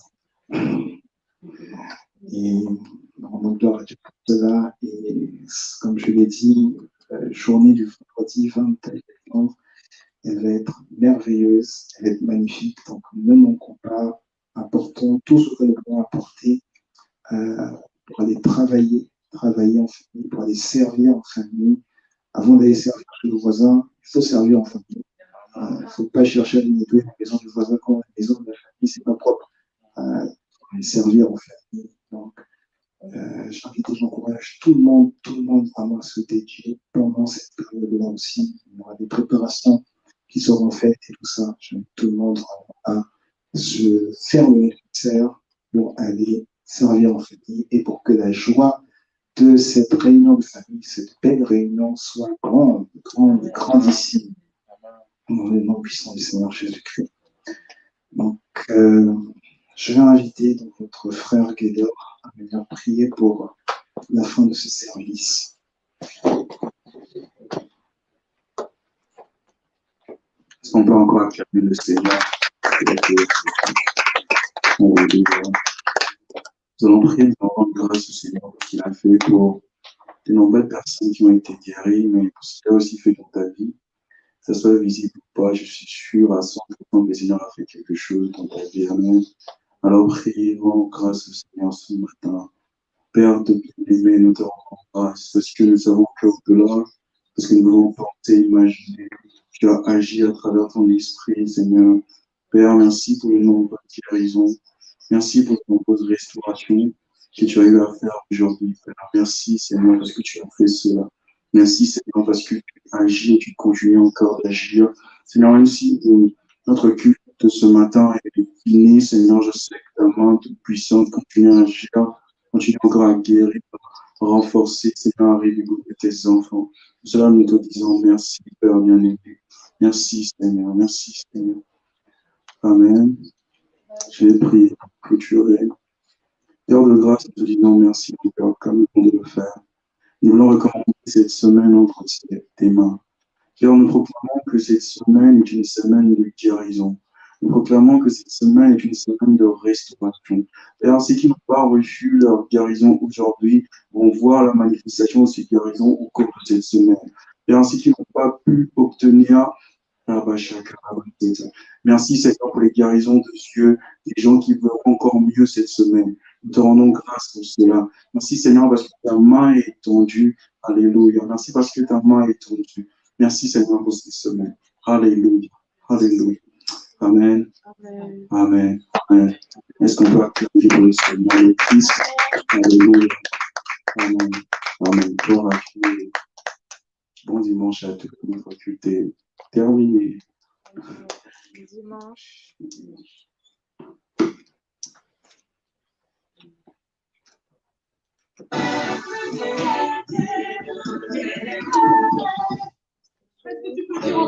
Gloire à Jésus! Gloire à Jésus! Oh oui, c'est ce que nous sommes venus célébrer en ce moment. Nous voulons célébrer le nom de Jésus. Nous voulons passer un moment d'adoration, un moment intense avec l'Esprit Saint-Esprit, notre ami. Ce moment-là, remets-toi à l'Esprit de Dieu. La Bible dit qu'il connaît les pensées de Dieu. Remets-toi à l'Esprit. L'Esprit qui habite en toi. L'Esprit qui est en train de te souffler quelque chose dans ton cœur. L'Esprit qui te pousse par à dire à l'autre personne. Confie-toi à lui. Laisse présent. Bonjour. Ça va? Ça va bien? Ça va?